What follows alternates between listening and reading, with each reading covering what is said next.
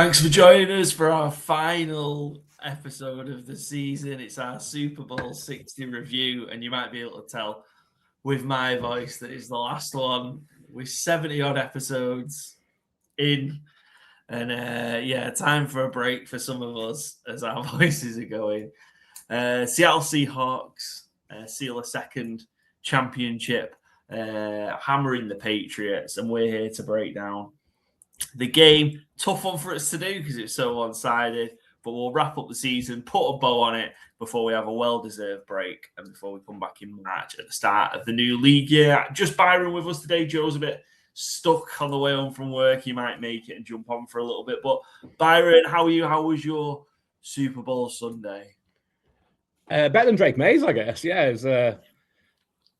was a one-sided game. I don't think it was most enthralling for a neutral, but I think for football heads like ourselves, I think there's a lot to take away from it. Like Seattle, they've been really dominant throughout the postseason, and my word, what an exclamation point they put on it last night. I just thought, absolute hats off to Mike McDonald, his staff, Clint Kubiak, Kenneth Walker. I mean, you don't need to list everybody at everything on the intro here, but yeah, like I said, I don't think the neutrals will be enthralled by it, but especially on defense, Seattle are really, really special, and hats off to them. Absolutely incredible performance.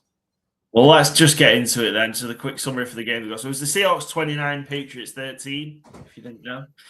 Suffocating Seahawks seal second title in dog walk. Defensive dominance downs Patriots, who have no answer to blanket coverage and relentless pressure. The Disney ending to the Darnold story. We have to say, that Seattle defense destroyed the Patriots in what ended up being a romp. It didn't get out of hand like it could have done because the Patriots defense also played really well, and they kind of kept it a two-score game for the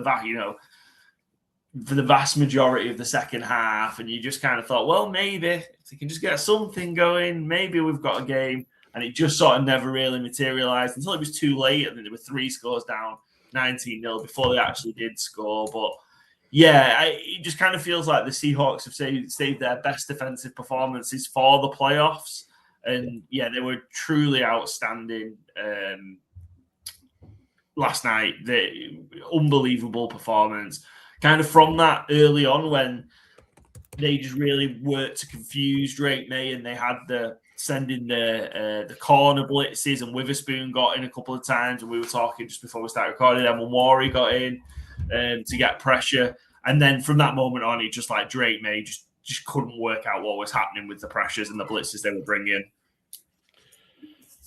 Yeah, and I think, it starts there, but I also think a lot of credit to Seattle, and I think a lot of discredit, if that is a word, or criticism to Josh McDaniels, because they've had 2 weeks to prepare for this game, and I know the Seahawks threw some new stuff at them, and the blitz packages were really good, but Will Campbell was, I call it a famous clip in my head, at least, of Will Campbell being put in a blender prior to the Denver game, after the Texans game. He gave up the most pressures in the entire season yesterday, 14 in 60 minutes of football. There was no help for him. The Patriots had one play with 6 offensive linemen, gained 21 yards on it, and never went back to it. It seemed like the white flag went up incredibly early, and it's like, Drake, if you can't figure this out, we ain't winning this game. And Drake May couldn't figure it out by himself. I felt he was really let down by the coaching yesterday. I don't think they would have won the game with a really good game plan, but we talked in the preview, the Patriots are going to have to get funky because this defense is too good and the Patriots O-line is not good enough. They did not do that. I really think they let Drake May down. He wasn't great by any means. I don't want to make out he had a great game otherwise, and he was just let down. He wasn't good in himself. He had 2 really good throws, both to Matt Collins, weirdly. But yeah, I thought the Patriots' offensive scheming just absolutely stunk. There was nothing to it, and I felt like the white flag went up really early on their side. Yeah, it just seemed to be kind of we discussed it and thought, and it feels like Will Campbell's getting a lot of it today and through the game last night, and I feel like it's a bit unfair on him. It was the whole of the left side of the offensive line but that's where they've got 2 rookies, and so inexperienced, and they just didn't help them out at all. And I think probably some of the things where you thought, well, Josh McDaniels might get a bit creative and they might do things. The problem is they didn't have the platform to do those things from. They couldn't they couldn't really run the ball. I think it was Henderson who had that one explosive run, didn't it? Which might have been that 21-yard play that you were talking about. But they just couldn't run the ball. They couldn't just slow them down. So I think the stuff that McDaniels probably had, he just couldn't get to and just couldn't run because he was just going to make a bad situation even worse. But Will Campbell's getting it today, and I feel really, really sorry for him. There's lowering records, and 14 QB pressures that he gave up, most allowed by any player in a game during the season, regular season or playoffs, and he's given up the most pressures by a single person in a playoff run in NFL history. But there's an element of that of, well, look who they've played. Yep. Absolutely. The Seahawks, the Texans, the Broncos, and the Chargers, who are all, and they've also played 4 games. Yeah, in 4 games, And 3 of them are top 5 defenses in yards, and Seattle are the number 1 in points, defensive scoring. So, arguably 4 of the top 6 defenses in the league you've had to face, and all with great lines. But, he was just the problem is he was just hung out to dry one-on-one, and the guard inside didn't particularly help, and it just felt like they didn't make any adjustments than they should have done, and that probably should have come after that first series, really, when they was under pressure incessantly. With that, I suppose from the Seahawks side of things, it was just kind of like a block party for them, wasn't it, really, in terms of everybody kind of got their licks in, whether it's the secondary that were getting sacks, obviously the pick 6 in the kind of, to kind of pretty much kill it off when it was already dead. Just an outstanding job, and I think it's probably worth shouting out. Of course, Mike McDonald's getting a lot of credit and praise, as you should do. Aidan Durdy as well should recognise. We should absolutely talk about him a little bit. He's the first British coordinator to win a Super Bowl, and I don't think he's going to be too much longer suspending as a coordinator. I think he's going to get his shot in the next year or 2. We'll see, maybe, if he gets a job as the main man and head coach. But outstanding job by him in terms of what he's done along with McDonald to bring this defense to where it is. Yeah, and it's easy to look and say, well, they're a really talented team. I've seen this breakdown of some of their talent. Josh Jobe waived by the Eagles. Drake Thomas, undrafted, waived by the Raiders. Ernest Jones was traded by the Rams, then traded by the Titans in the same season last year. Leonard Williams traded away by the Giants, didn't want to pay him anymore. Julian Love walked from the Giants. DeMarcus Lawrence, we liked him in Dallas, but he was allowed to walk, and we weren't too upset about it. And Warsu walked from the Chargers. This is not first round, it's not the Green Bay Packers packed with first round picks and trade ups for. This is a team that are brilliantly schemed, obviously incredibly motivated, and they are hard work. They are high talent players as well, but they're not, I don't want to diminish them. They're not elite level all across the board there. They've got players who took early. Devin Witherspoon, obviously, was a 5th overall pick, I think, high-end draft pick. But, there is some element of, not a ragtag bunch exactly, but a team that's been put together from being let go at other places. Brilliantly schemed. And especially yesterday, I just thought they were all out ferocious. The blitz packages they were sending, it did at times look like Drake may have never seen them play football before. And really tough to overcome. Yeah, and I think when we talk about that Patriots team, maybe and then this was the longest odds of a Super Bowl matchup in however many years it had been. I think they were both at least 60-1 to win the Super Bowl, I think, at the start of the season. Yeah. At least I think one of them might have even been 80-1. So it's the longest odds of a matchup that we've seen in a hell of a long time. Patriots there, definitely, maybe a year or 2 early, but that just goes to show kind of the job that they've done in, ultimately they've won 17 football games this season after winning 8 in the previous 2 combined. It's a hell of a job they've done, and that shouldn't be diminished. And ultimately, I think it's probably for Drake May a learning it's a bad way to learn. You don't want to learn in those situations and take those lessons, but it certainly will make them better because I feel it's just inevitable. They'll be back there sooner rather than later with kind of how they're building things, and with just a coach as good as they've got in Vrabel, and they'll only get better, I assume. Like, I know there's no guarantees in the NFL, and we've seen some teams get to that Super Bowl and not get back. I saw the interesting point that Drake May's the eighth quarterback to get to a Super Bowl in his second year. For the guys that didn't win, they never went, or they never and have yet to go back. One of those is Joe Burrow, so maybe Joe Burrow does go back. But Dan Marino never got back, and he was, all-time great. And the ones that did win, to include Russell Wilson and a couple of others on there, did get back to the big game. So, but I just can't see a way the Patriots don't. I think they're too solid, too good. I'm not so sure, but I think, Elliot Wolf hit on Drake May, but I think their drafting has been a little questionable otherwise. I think Will Campbell, I don't want to blame this on Will Campbell and make this a Will Campbell show, but I think he was a bad draft pick. I said so on draft night as well. I think Ahmed Membu was a clear upgrade at tackle. Talking about Will Campbell can go inside as a guard. I'm not sure he's got it, truthfully. I think he kind of lacks that burst that you need at a tackle, and also the arms are an issue. Like, he doesn't dominate physically, and he's not a good enough technician to get away with that. So I think when you look at the Patriots regular season schedule this year, they didn't play regular season again, highlight that. They didn't play a single defense ranked in the top 11. That you can only beat what's in front of you, but how likely is that to repeat year on year? I don't know. I think talent-wise, you'd probably look at the team as just slightly better than 500, I would say. It's probably about fair. And Drake May's had a great season, undeniably. But again, you look at the pass catchers around him. Hunter Henry has done really well in New England, but he's not Trey McBride or Brock Bowers. He's not someone you go, no, you got to watch out for Hunter Henry. Or Stephon Diggs. He's not Stephon Diggs of younger days. And the rest of the pass catchers are kind of I'm not going to say they're all booty, but one of them is Keyshawn Booty. Defensively, I think Vrabel can set his tempo, can set his tone, can set his culture there. But the offense does need to be stronger because I think they will face tougher opposition. They'll have a first-place schedule next year, which is obviously going to be more difficult. And I just think it's really hard to... I think they might benefit because I think the Bills are going to be worse next year as well. So that could be obviously a benefit for the Patriots.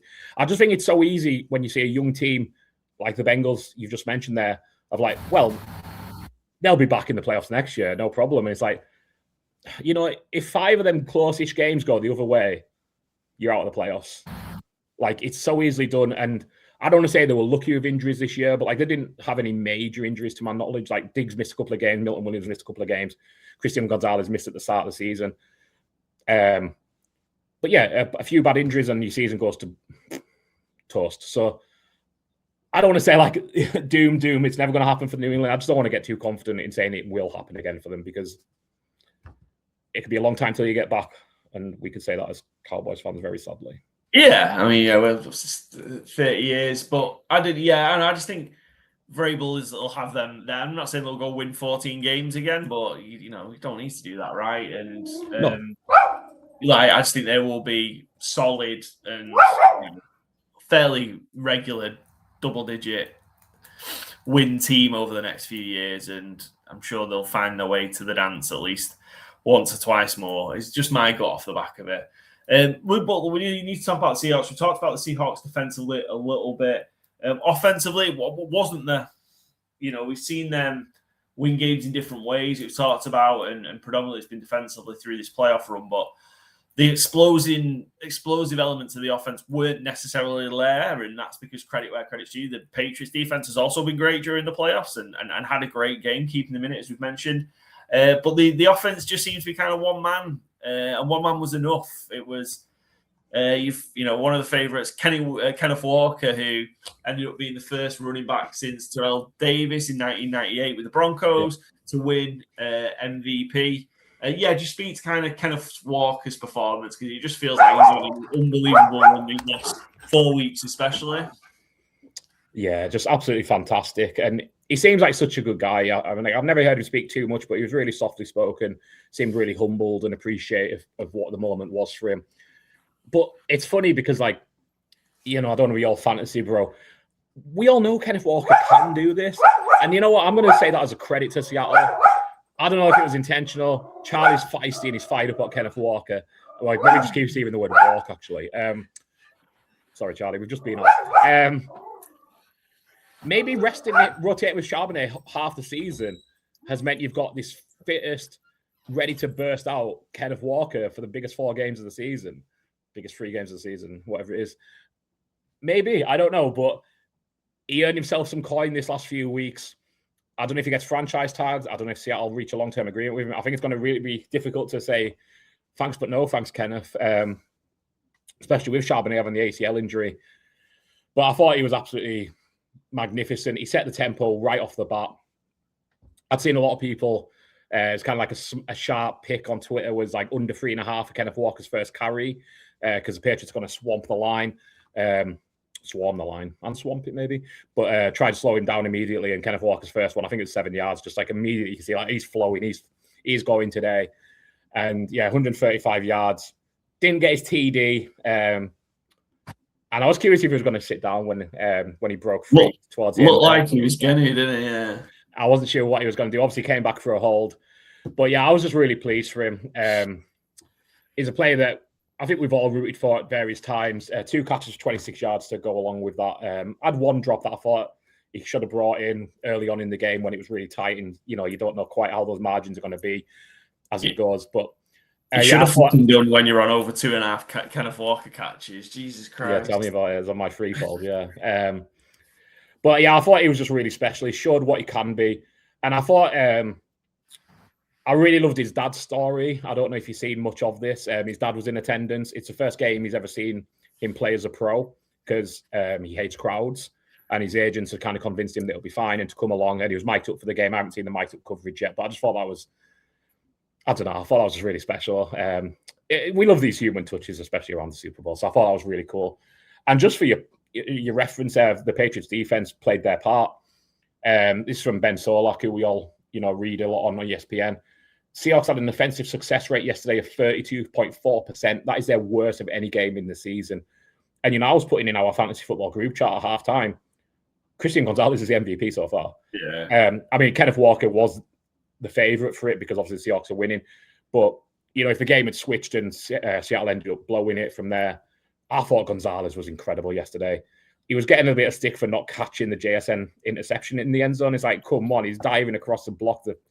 He's not a wide receiver. But I thought if Christian Gonzalez is a league average cornerback, the Seahawks win this game 58-3. Like, I thought he really helped keep things in check there. But yeah, not to be. I don't think the defense can show any shame. They kept Seattle at arm's length for right up until the start of the fourth quarter. Not sure you can do much more. Darnold early on as well had a couple of throws that if they weren't right on the money, they were getting pick-sixed because they were, really that fine margin of the pressure's coming to Darnold. He's got the pass away and he's just got it right in where it needs to be. And you think, if one of them gets picked and returned the other way, the heads drop. Are they able to, maybe go to that jumbo package early in New England? You don't quite know. But ultimately, Sam Darnold made those plays. They were that inch just too far. And, that's maybe what champions are made of. Yeah, it's kind of felt that's what the Patriots needed, one of those kind of turnovers. And just to kind of find a way to get points on the board. And it just wasn't to be, despite them playing as well as they did do. They really, really did. Joe's just joined us, so Joe's got the difficult task of trying not to repeat anything we've covered in the last 19 minutes without knowing what we've covered in the last 19 minutes. And that's your penance for being late. We've kind of talked about a lot of it already, Joe, but you want to just kind of put your 2 penneth in on your just overall thoughts on the game? Jason Myers MVP, was that what you guys have been talking about the last 19 minutes? So I knew that'd be your take, mate. I was saving it for you. No, yeah, it was a weird game. but like, in our competition, I thought I was sitting pretty with 6 points in the second quarter as the highest quarter. I thought, okay, this could hit somehow. But it all exploded in the fourth quarter. Yeah, I think it was just, Seattle was clearly the better team in general. And there's been some, with Mate on his shoulder. But yeah, I think it was clearly, it just felt how the playoffs went with how the Patriots suddenly went from an offensive side, but defense, lacking in something. And then the playoff run was the complete opposite, where it felt like the defense carried them and the offense just couldn't get going in most of the games. And they came against, one of the best defenses who did, who on offense didn't have a backup in there. So I thought Seattle controlled it. Obviously, they didn't blow them away at the beginning, but, Drake May just got pressured so much and all the sacks, all the issues that they just couldn't get it going. And, even the touchdowns at the end, it was a crazy pass to Max Holland when there was like 5 defenders around just before the touchdown and then got the touchdown as well. I think that's what they needed to do. But yeah, I think it was, very disappointing Super Bowl. I felt the Seattle controlled it, and I will hope for a better game. But, like we said, the defense settled it for the Seahawks. It would have been interesting if they'd gone up against, a Bo Nix-led Denver or the Buffalo Bills, if it would have been a bit of a tighter game. Just because I don't know, have you guys talked about the Dre Make injury? Like, do you think that affected him that much, or just the game plan just wasn't there for the offense and they just couldn't get anything going? Yeah, I'm not sure. Go on, sorry. I had a 6-minute soliloquy to start the show of Josh McDaniels should be embarrassed and ashamed of how much he let Drake May down with the game plan and play calling. I think there might be an element of Drake May's shoulder playing some part in his throws, but I think the bigger issue is how Josh McDaniels didn't set him up to succeed repeatedly over and over. Yeah. And I think there's that piece as well, like the few times where he did have time and there were people open, he just missed wide open people. I think that was just a consequence, a byproduct of just the pressure that Seattle were getting him under. He wasn't then kind of taking that extra beat just to set himself and deliver the ball like he would do normally. There's that Hooper one, wasn't there? Like, I think it was the fourth quarter where he was wide open, and obviously it was near his end zone, but still, that's like a huge chunk play when, there's a couple of others as well. He shorted a couple and just ones that were wide. I like the Stevenson one that ended up going in. He nearly one-hopped it to Stevenson on a relatively simple throw, and I just think it was a consequence of that. But we talked about it. I think he'll learn from it. I think ultimately he will come back better from it as a result, or I do. Byron doesn't seem as convinced that the Patriots will necessarily be back in that spot. I think they will be. I think it's just it's a tough way to learn, and it's obviously you don't want it to happen in those spots, but I think it will do Drake May the world of good, and what he'll learn and take away from that game and how to handle the situation a bit more and a bit better. He needs help, obviously, because it can't just all be on him, but I think it'll do him the world of good, and he will come back stronger from it. And I've no doubt, I think we'll see them back in that game in the next couple of years. Oh, do you think? I'm not quite sure. I think the AFC was a bit weaker this year. And I think that defense, I feel like, defense can turn it on. So I think they got to recruit really well. Obviously, they've got an issue with Will Campbell.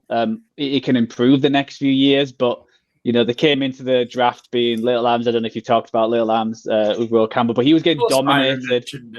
Yeah, of course. And he was getting dominated. And that is a huge worry that you've spent a huge draft pick on that sense. And the wide receivers were, Stephen Diggs had a good year. I think it surprised a lot of people, but I think they need to improve in that sense as well. So I think you've got the quarterback now. It's just you got to build around it and just don't waste him. We've seen plenty of quarterbacks who, you just look at the AFC itself, how many MVPs there are who have never made it to the Super Bowl. So, we'll see where that goes. But yeah, and I think, the Seahawks team, they've got the basic. I think they've drafted all their youngsters who they've got on defense and offense as well. That's a scary team going forward in the next few years as well. You just look at the NFC West, and it's not fun to be a part of. Imagine taking the Cardinals job. I feel so. I remember we mentioned it. Who was it that had the quote around it? It was in the week of the Super Bowl. I want to say it's Fred Warner, but it might not have been around. Can you know the like the four-headed dragon meme? It was Fred, yeah. Yeah, and like the Niners, the Rams, the Seahawks, and then the one also looks skew with at the end of course, the Cardinals. Yeah, rough one to be in. Yeah, we were just talking a little bit about the Seahawks offense. Great for, I suppose. I know it wasn't his game, and he didn't particularly play well either. I don't think, but didn't need to. Just the just the redemption arc for Sam Darnold completed. He is a Super Bowl champion, first quarterback to go through 5 or more teams and win a Super Bowl. Just a great story, kind of coming back from the disaster at the Jets, being kind of canned at Carolina, the rehabbing at the Niners. Great year with the Vikings, who then didn't want him, and then to go win it all with the Seattle Seahawks. Just a fantastic redemption story. Without completing a turnover in the postseason. And yeah, the stats weren't gaudy by any means yesterday. 50% completion, 200 yards. But you know what I was really impressed with? His ability to dodge out of those pass rushes. Yeah. I thought it's maybe the best I've ever seen Sam Darnold play in that element. There was one where, I even posted on Blue Sky, like, it's New England pass rush seeing ghosts now. Like, he was just dipping and diving, like, out of the way of things. It was like we were watching Matrix. I thought, again, the stats might not have been gaudy. He wasn't rushing too much, but I just thought his movement in the pocket, I thought was exceptional, truthfully. Absolutely delighted for him. I spoke, the cast of characters he had coaching him that first few years in the league. If you can remember any of those names, Paul, shout out to you. Jeff Nixon, Darwell Loggins, etc. But yeah, now he's Clint Kubiak, a settled scheme, settled location, and no reason to think it goes downhill in 2026, right? Yeah, I think, like you said, that was huge, just the dodging, just because, you just think about the Patriots the last few games, how many times they've got fumbles against basically, the last 2 or 3 games to change the momentum, because it was going to be a defensive, was it a defensive showing certainly at the beginning, and just them field goals. It felt like when you go into second quarter, like, just keep getting these field goals, make it a 2 possession game, and that might be enough. That's how the game was going to go. And yeah, the first probably like 5 minutes out, I was watching with a few Seahawks fans, and their hat was in their mouth when the Patriots were like jumping the routes quite often, and it looked like, and how much he was throwing at the beginning as well. I think he was like at halftime, he had like 34 throws or something crazy like that compared to what you expected coming in. But obviously the Patriots did well to like stuff that in the middle, but then Walker got going. His Le'Veon Bell kind of just basically one point, and then shooting the gap was great. It was I always think with like the MVP, you play guys talk about Kenneth Walker, but I felt like he should have gone to the defense as a whole. I thought Kenneth Walker had a good game and he did what he had to do, but it felt like the whole defense of that Seattle Seahawks won that game. When they do most valuable unit, I think they'd be in for a shot. Yeah, absolutely. A couple bits. We'll probably talk just if you spend a few more details talking about the game. There's a couple of bits I just wanted to pick out, mainly from X. If that's okay. Naturally, when the game isn't as enthralling and exciting, you maybe kind of getting a bit more kind of what's going on and a few of the takes. So I just wanted to shout out what I think is possibly an early contender for Tweet of the Year from one of our guests, Ben Isaacs, our Chicago Bears, I suppose, resident fan now. But yeah, Ben joined us for the divisional round. And it was just a shout out to Aiden Durden in this defense. If the British had Aiden Durden against the Patriots 250 years ago, the American Revolution would never have happened. That's fantastic. There's a few similar ones, but I love that from Ben. So shout out Ben. So great stuff. But yeah, ultimately, just the defense was just far too much for the Patriots to handle. And look, we'll see where we get to. Any other kind of particular shout outs from you guys before we move on to cover some of the betting bits and things like that? Just one for me, because we haven't mentioned him. Michael Dixon was outstanding. Incredible performance, which isn't exactly the thing you want to highlight in a Super Bowl necessarily, but you know what? He earned his ring. I think since he came in the league, he's been one of the best punters, but yesterday I just thought he I don't want to say perfect, but I really don't think he made a single mistake. He was really effective when needed. So, hello, here we go. Michael Dixon tweet. Perfect. Yeah, so from Chris Benini is from the Athletic, I think mainly college football. But anyway, Michael Dixon has what must be the best punting performance in Super Bowl history. 7 punts for 47.9 yards average, 3 of them down inside the 6-yard line. Only 2 were returned for 4 total yards. And he even had some good holds on some rough field goal snaps for Jason Myers. So, yeah, shout out to Dixon. And that returner is Marcus Jones, who might be the best punt returner in the league. Yeah, absolutely. Like such a great job. Yeah.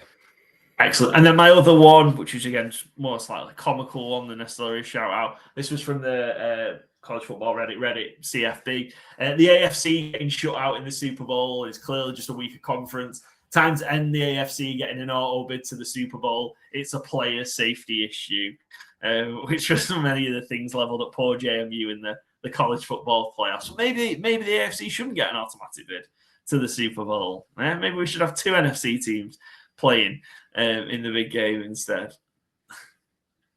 Excellent. Should we have a quick look at just kind of our final competitions, etc., before we finish up and take a very well-deserved break, I think, chaps? Let's see what we've got on the board. So I've got it up, Joe. Give me a quick second. 70th episode of the year, and I'm not prepared for what we've got going on. 70 something. Anyway, we'll start with our free fall draft, and we'll probably just touch on kind of some of the betting side of things. It was a rough, I think, just the general consensus just seems to be a bit of a rough night overall, I think, for people during the Super Bowl. But Joe, in our free fall, so it was 1 side or total, 1 anytime touchdown scorer and 1 prop. Joe, you had the Seahawks -4.5, which of course covered comfortably. Kenneth Walker anytime touchdown, which got pulled back sadly. Which would also hit my over, which I bet sadly, and that didn't hit. And you had Jake Bobo over half a receiving yard, and they didn't go to Jake Bobo sadly. JSN anytime touchdown scorer for you, Byron, that didn't hit. Kenneth Walker over 2.5 receptions. We talked about that earlier. Yeah, he had that gimme that he just completely dropped. Which ruined your threefold. Also ruined one of my main bets for the Super Bowl. And you had the under 45.5. Which got close. I felt really good about that early. Yeah, it got close to going over with it was 30 points in the 4th quarter, and that Kenneth Walker touchdown that got dragged back would have taken it over. And then I went 0 for 3. So I Drake me over 6.5 rushing attempts, which I thought was great given how much pressure he was under as well. It was crazy that he didn't get to over. Yeah, they just didn't break out and run more. Cooper Kupp anytime touchdown scorer. Although he did have a relatively good game, we talked about that, didn't we? Shouted out, I thought Cooper Kupp could have that. His props were good. Like if you hit over on Cooper Kupp props, he had a good day. And then I took the Patriots +4.5, which didn't even threaten to get closed, I don't think. So guys, you share our postseason picks, 4-fold, 3-fold, 2-fold competition, grand total of 5 and 6. I feel like if the winners don't get over 500, nobody should win. Really, I think. I like that you're introducing that now. Yeah, changing the rules as always at the end. Me and Joel celebrate our victory, and you can sink off to like when they used to get back to Taco Bell. Yeah, remember when they used to share the charity shield? That's basically what's going on here. We'll take it. Haters got hate, you know what I mean? Well, there was a clear winner in this the Super Bowl predictions comp that we had, and it wasn't either of you two. I think we're at. Was it 5? I think if you don't get above 500, do you count it as a win? Well, 1, 2, 3, 4, 5, 6 picks out of 11. So I'd say that's over 6 out of 12, I'd say. Well, it's a tiebreaker, though, isn't it? 12 months tiebreaker that we didn't need because overall didn't get over 500, so it's kind of embarrassing. I'm not particularly interested to talk about too much of this, but yeah, I mean, you did have the Seahawks and the under, Byron. You should have doubled that up really as your bets. Picking the side and the total. Great way to kick off your have your Super Bowl picks. None of us picked Kenneth Walker for MVP. What else did we have? Heads, a return to heads for the coin toss, which is great. The anthem, to be fair, I think we all got that. So the line for the anthem had come to like 117, I think, by the time it got to that. So it was a heavy indication it was going to be under. And Gatorade Colour. You did get that though. I think that was a favourite. I think, wasn't it? Yeah, green, yellow was the favourite, and could not tell you. That is a mark I didn't look for. So I think it won last year. That's the only reason I picked it for this year. I don't know what the rate on repeat winners is for that award, but pretty good if my guesses come to light. So yeah, I think it was 6. I had 6 correct picks. Joe had 5. And you had 4. 4, Byron. So a close run thing. I'll take that victory with me. A quick bets roundup. It took because there were so many. I mentioned to Byron before off screen. Some of us had a very rough evening on the betting front because some of us went 1 for 13 on our Super Bowl bets, which was a bad old night. But I think we had on the main a couple of really good winners, mainly from you two guys. Joe, your AJ Barner prop? Yeah, 40 plus receiving yards and a touchdown, just over 5-1. So that was a nice little. It was when he threw it, I was similar to you. I thought it was Cup who was catching it until he said, I was like, okay, I've won that bet now. It was a nice little bet for that. Yeah, absolutely. Yeah, 25-4, so great odds. And Byron, you had the Seahawks covering 13.5, minus 13.5. You kind of said in the preview you thought it could be a blowout. I mean, it was. It doesn't look like quite that much of the score, but that doesn't tell the full story of the game. But yeah, minus 13.5 at 12-5. Yeah, happy with that too.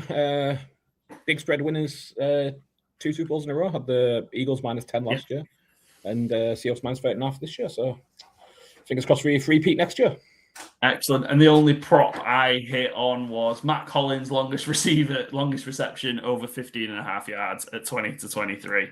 So that was my contribution to the Super Bowl. It was a very, very sad one. But yeah, I'm not even particularly close with anything else as well. Maybe Cooper Cup, I had some Cooper Cup 3+ receptions, 40+ yards, and I chucked a touchdown on it as well at 24-5. But he had a pretty good game, didn't he? Yeah, especially given kind of the JSN didn't really get going, which we discussed could certainly have been the case and maybe get the benefit, and he certainly did. Yeah, and I think every Seahawks defender got a sack except the 3 players me and Byron had put on. So yes, so it felt like there's all these sacks, and it's like, yeah, Lawrence didn't get one, Williams didn't get one, and Warren didn't get one, but everyone else decides to get one. So yeah. Excellent. So, done the maths. We've given you then, including the playoffs, 296 winning bets in season. So there are others from pre-season, which will tally up, I'm sure, and post them. But so it will be over 300 from pre-season and from through the season. But 296 in 285 games. So more than a winner in every single game across the NFL season, from all the way back on kickoff night, Eagles against Cowboys, to Super Bowl 60, Patriots against Seahawks. So I think that's pretty good going, guys. Definitely doing that. I think biggest winner was 40-1, which hit a couple of times, which was MVP, Byron and Stafford. And also hit Rico Dowdle, the rushing yards leader one week at 40-1, and yeah, some other pretty big hits as well. I don't think there's much news. Have we got any news to touch on? Anything we've missed? Kubiak mentioned afterwards he's definitely going to the Raiders, which we've already kind of talked about. So expecting him.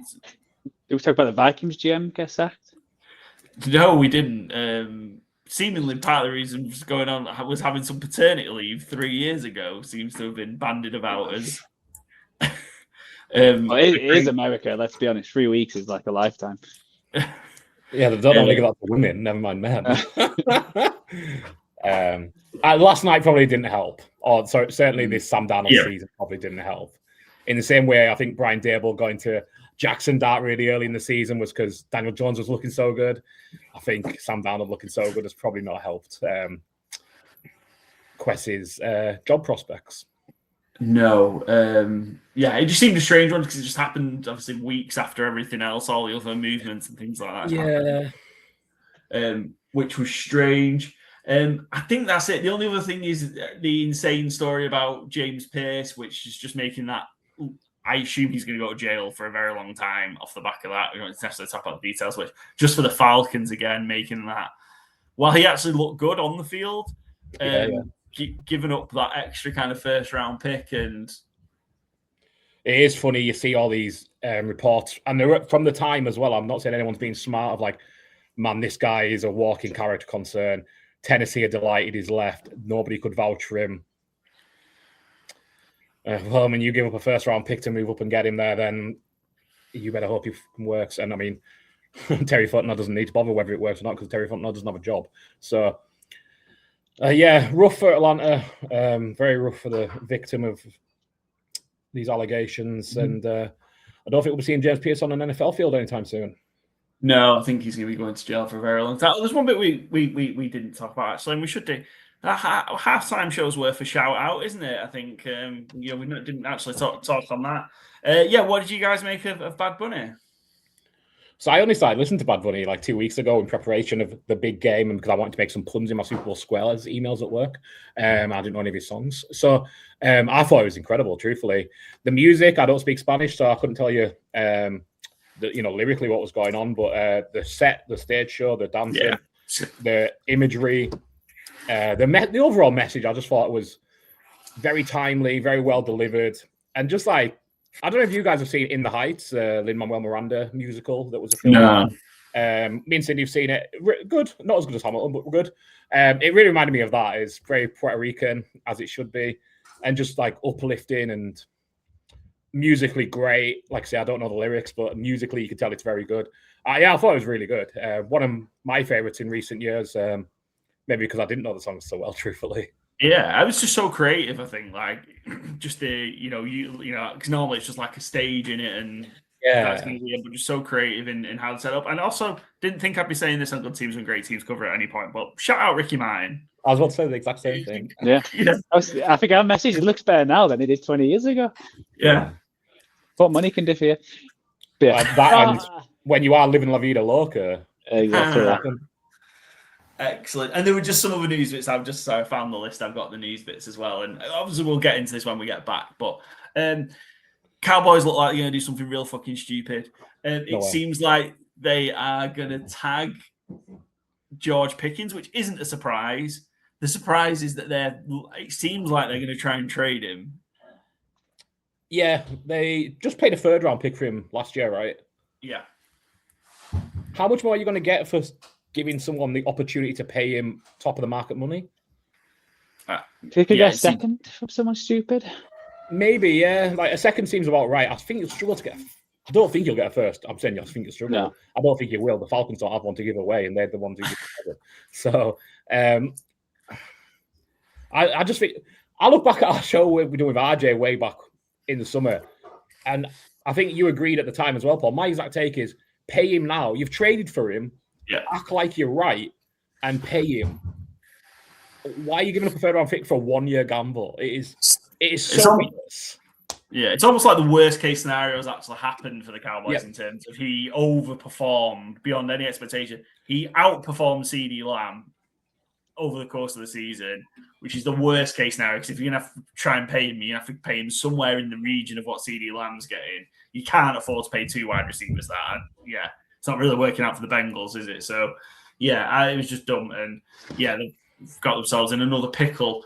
And the other two, unsurprisingly, I think Dolphins expected to move on from Tua by release. I don't think they're going to be able to trade him. And Cardinals likely to move on from Kyler as well. Any particular shout-outs on that? I just wasn't sure just with new head coaches if they would change their mind or... especially the Cardinals. I thought it was going to be something weird like, I can, coming from the McVay tree and all that kind of stuff, I can fix him. That's why you bring me in. So, the 2-1s felt like it was done. The 2-1, but I thought the Kyler. I feel there's still time. They might change their mind. I think there's a really interesting name in the quarterback mix though, because it's expected that Kirk Cousins is going to be released before the start of the league season, and then if you have Malik Willis as really the the prize of free agency otherwise. And, he had a couple of good games with the Green Bay, and Matt LaFleur really schemed them well, but it's not exactly a stellar cast, is it? But Kirk Cousins, I think, is going to get himself a starting job because... also... Sorry, Joe, I don't know if I've interrupted what you were going to say there. Well, I was going to say, it's a very repeat kind of league. Zach Wilson, there's someone just Jets quarterback, get to the Super Bowl and win it. Someone could give Zach Wilson a chance. Well, I was going to talk about someone else who might get another chance. Derek Carr. Yes. He's interested in coming out of retirement in the most obvious outside of WWF wrestling when Ric Flair would retire after losing a match and show up in a different federation 2 weeks later. The most obvious he's going to come out of retirement a year later stories imaginable. I don't know where he's going to end up, Derek Carr, but I think he'll be back in the league come, draft day or before, certainly. So, and I think Derek Carr's a little underrated, truthfully. I think he's fine as a quarterback. I don't think he's like a laughing stock as he's often regarded. So, yeah, some interesting things there. I don't know what Arizona will do if they go away from Kyler Murray. They do have Jacoby Brissett under contract for another year, but I mean, Jacoby was fun for fantasy, but he's not who you want as a starter in the NFL. And Quinn Ewers, not even fun for fantasy and not someone you want to start in the NFL. So, yeah, big missions for both them teams to get rid of their starting quarterbacks, take the hit, and have a competent team in 2026. I'll be interested to see how they manage it because I don't have faith they will. Cool. Excellent. Well, let's wrap it up then, guys, because we've got all this talk to have when we're back as we get into free agency and things like that. So congrats to the Seattle Seahawks on their second Super Bowl. Commiserations to the England Patriots. Thank you to you two, most importantly, Byron and Joe. So it doesn't happen without this show doesn't happen without you two guys. So thank you very much for another wonderful season of great work and your contribution to 296 winning bets, which was great contribution. I think it was definitely a lot more than mine. So so yeah, appreciate it for that. Shout out to all of our guests that have been on. I was going to sit and name them, but it's going to take too long. Shout out to the guys at Fantasy Game Day for our continued partnership. Can't wait to see what those guys do in 2026 and see where Fantasy Game Day goes. We'll certainly be a part of it. And yeah, shout out to every guest, everyone that's been on. Charlie. Shout out to Charlie, of course. The regular season hound. Yes, there is a regular season hound. The Thursday night savant, I guess, with his 8 in a row or whatever he got. Don't get him on a weekend. Yeah, don't get him. Turns out he takes weekends off. So, and yeah, everyone that's watched, listened, interacted, guested, all of the above, appreciate it. Yeah, if you're not following us by now, it's crazy, but GTW_GTC on everything, and podcast won't be available for the next month, but we'll be back in March. I think first week of March when free agency starts to build. Anything from you two guys before we wrap up for a break?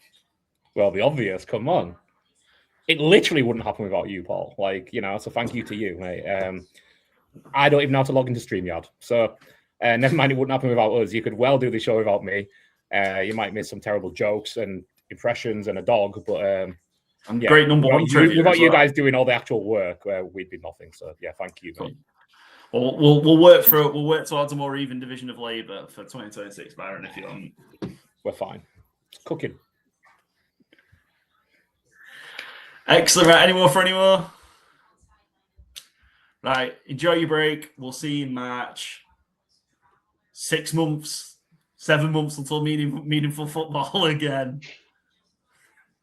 And we'll be there every step of the way.